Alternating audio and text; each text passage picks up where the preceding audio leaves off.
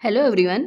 आज के सेशन में हम डिस्कस करेंगे आपके सभी एग्ज़ाम के लिए इम्पॉर्टेंट टॉपिक को, जो कि टॉपिक का नाम है आपके संपूर्ण भारत का भूगोल, जो कि हमने इस सीरीज़ स्टार्ट की है 500 क्वेश्चन की सीरीज़ को। तो उस सीरीज़ का ये पार्ट 4 है। तो स्टार्ट करते हैं आज के सेशन को। फर्स्ट क्वेश्चन है आपका, किस नदी घाटी को भारत का रूर कहा जाता है? तो दामोदर घाटी को भारत का रूर कहा जाता है। जैसेंगे भारत में खनिज तेल का उत्पादन सर्वप्रथम प्रारंभ किया गया था, तो डिगबोई असम में किया गया था। जैसेंगे टंगस्टन उत्पादन के लिए प्रसिद्ध डेगाना खान किस राज्य में स्थित है? तो ये डेगाना खान जो है ये राजस्थान में स्थित है। इसके लिए तो टंगस्टन उत्पादन के लिए है। ठीक है, जैसे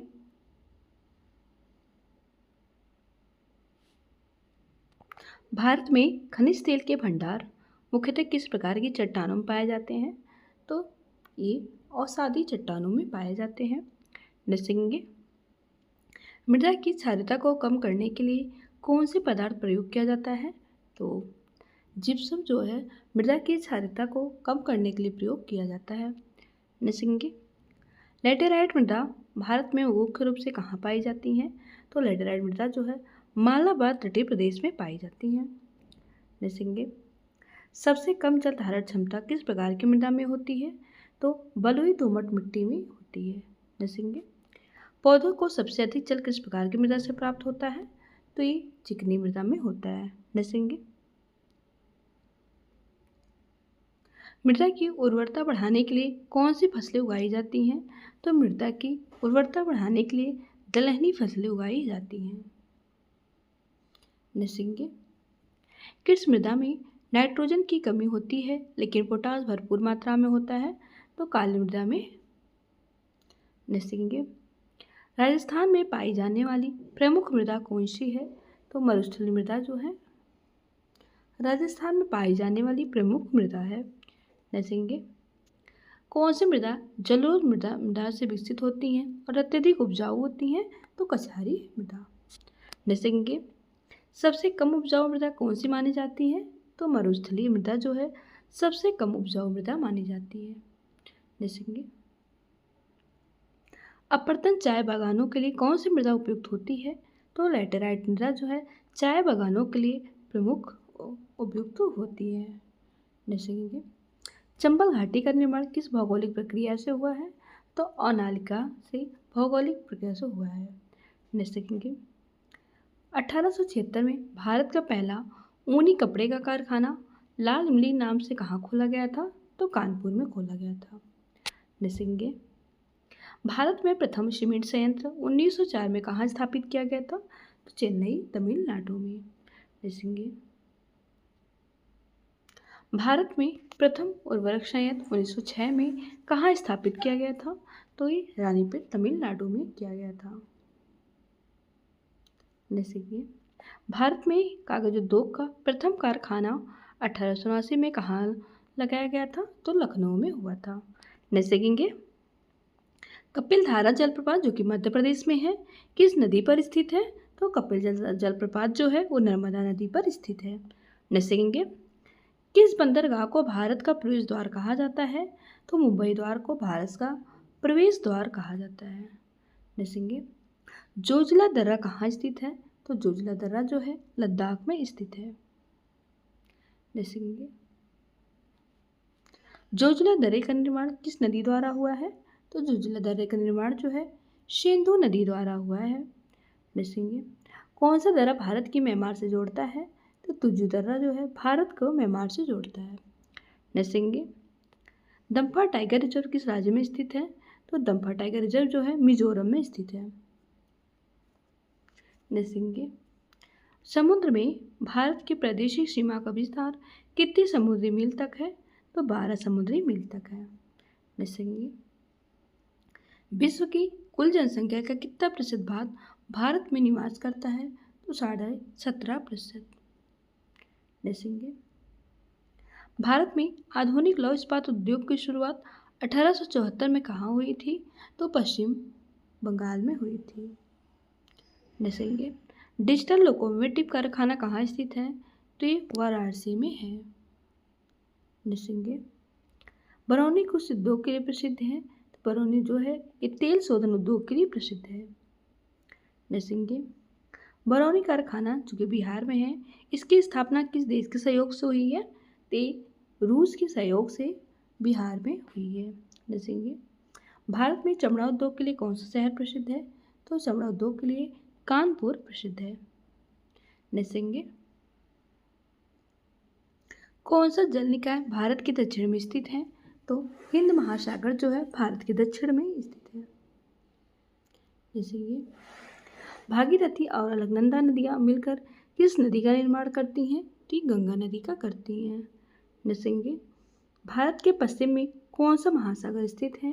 तो भारत के पश्चिम में अरब महासागर स्थित है।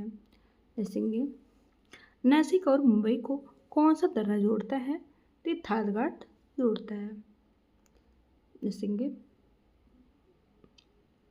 पीर पंजाल दर्रा कहाँ स्थित है? तो पीर पंजाल दर्रा जो है जम्मू कश्मीर में स्थित है। देखेंगे भारत में इलेक्ट्रॉनिक उद्योग को राजधानी किसे कहा जाता है? तो भारत में इलेक्ट्रॉनिक उद्योग की राजधानी बेंगलुरु को कहा जाता है। देखेंगे पटकाई पहाड़ियाँ भारत और किस देश के बीच प्राकृतिक सीमा बनाती हैं? तो ये म्यांमार और भारत के बीच बनाती हैं। देखेंगे बंकिंघम नहर कहाँ स्थित है? तो बंकिंघम नहर जो है कोरोमंडल में स्थित है।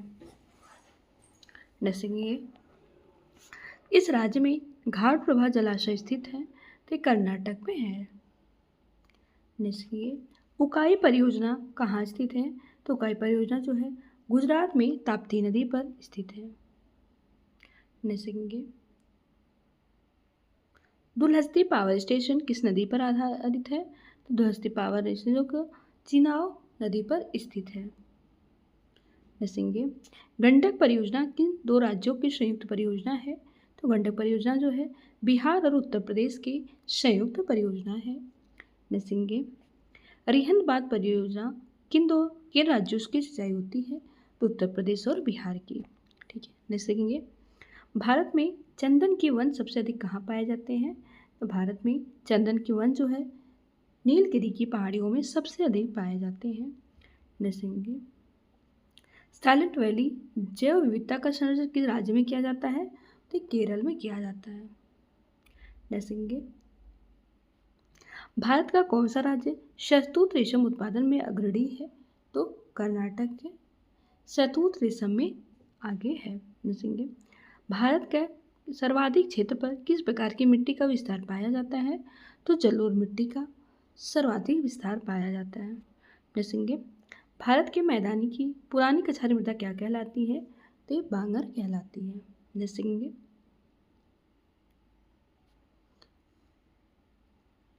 कौन सी मिट्टी जैव पदार्थों से भरपूर होती है? तो काली मिट्टी जो है जैव पदार्थों से भरपूर होती है। देखेंगे किस मिट्टी में कृषि के लिए सिंचाई की आवश्यकता नहीं होती है?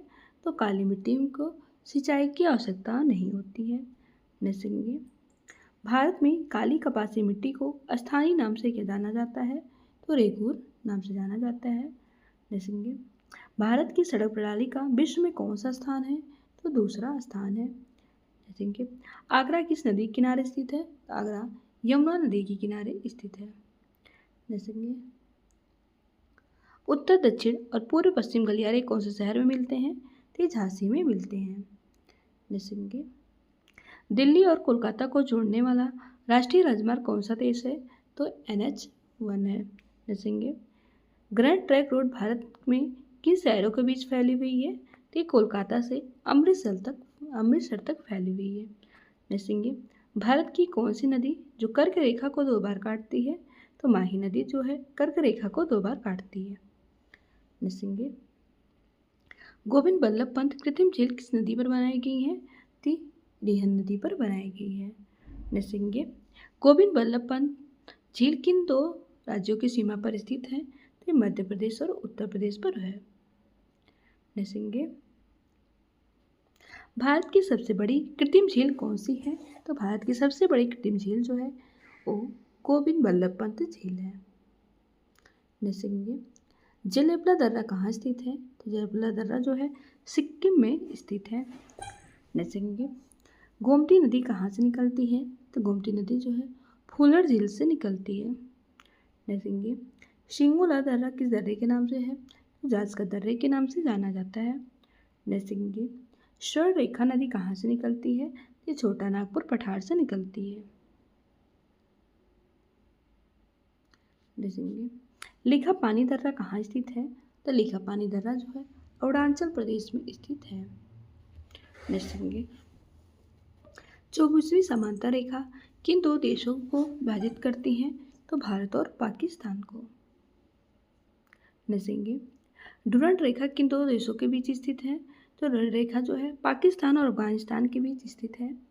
देखेंगे भारत किस देश के साथ सुंदरवन की सीमा साझा करता है?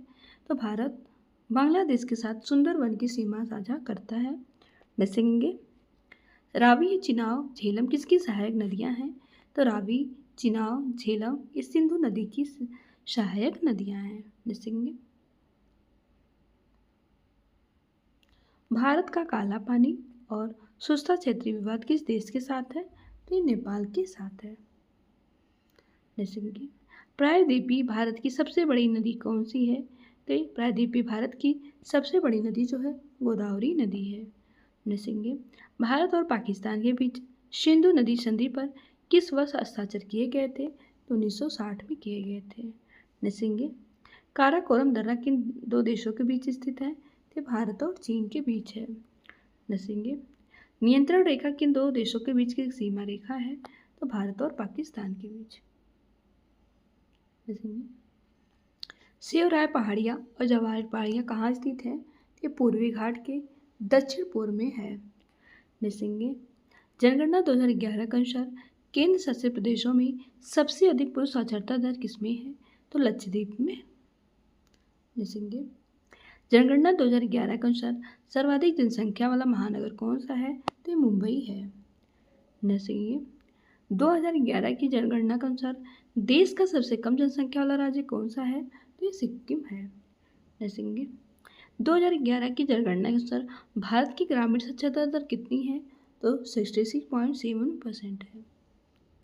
देखेंगे महेंद्रगिरी पहाड़ियाँ कहाँ स्थित है? तो महेंद्रगिरी पहाड़ियाँ जो है उड़ीसा में स्थित है। देखेंगे अल्मोड़ा हिल स्टेशन कहाँ स्थित है? तो अल्मोड़ा हिल स्टेशन जो है उत्तराखंड में स्थित है। देखेंगे डलहौजी हिल स्टेशन कहाँ स्थित है? तो हिमाचल प्रदेश में है। देखेंगे अंडमान और निकोबार द्वीप समूह की सबसे ऊंची चोटी कौन सी है? तो सैंडल पीक है। देखेंगे डोडा बेटा पहाड़ियाँ कहाँ स्थित है? और डोडा बेटा पहाड़ियाँ जो है पूर्वी घाट में स्थित है। देखेंगे जनगणना 2011 के अनुसार सबसे कम साक्षरता दर वाला राज्य कौन सा है? तो सबसे कम साक्षरता दर वाला राज्य जो है बिहार है। जैसे कि 2011 की जनगणना के अनुसार सर्वाधिक साक्षरता वाला राज्य कौन सा है? तो केरल है। देखेंगे कौन सा स्थान भारत की दो महत्वपूर्ण नदियों का उद्गम है जिनमें एक उत्तर की ओर दूसरी अरब सागर की ओर प्रभावित होती हैं? तो ये है अमरकंटक। देखेंगे इंद्रावती, प्राणहिता, शबरी किसकी उपनदियाँ हैं?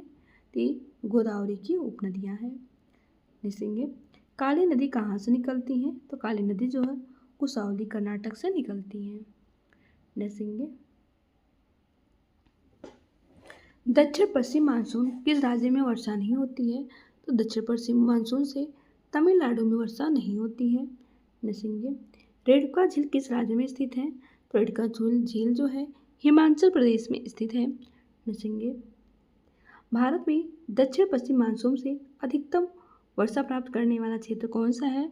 एक पश्चिम घाट है। देखेंगे अंडमान निकोबार द्वीप समूह कहाँ स्थित है? तो अंडमान द्वीप समूह जो है बंगाल की खाड़ी में स्थित है। देखेंगे लक्षद्वीप कहाँ स्थित है? तो लक्षद्वीप जो है अरब सागर में स्थित है। देखेंगे महानंदा नदी का उद्गम स्थल क्या है? महानंदा नदी का उद्गम जो है दार्जिलिंग पहाड़ियों से होता है। देखेंगे कुल्लू घाटी को हिमाचल प्रदेश के लाहौर और स्पीति घाटियों को कौन सा दर्रा जोड़ता है? ते रोहतांग दर्रा जोड़ता है। देखेंगे चेरापूंजी कहाँ स्थित है? चेरापूंजी जो है खासी हिल्स में स्थित है। देखेंगे। साबरमती नदी का उद्गम स्थल क्या है? तो साबरमती नदी का उद्गम स्थल जो है अरावली श्रेणियाँ है। ये रहा इस वीडियो का लास्ट क्वेश्चन। हमने आपको 15 मिनट में बहुत ही इंपॉर्टेंट क्वेश्चन 100 क्वेश्चंस को हमने कवर करा है इस वीडियो में।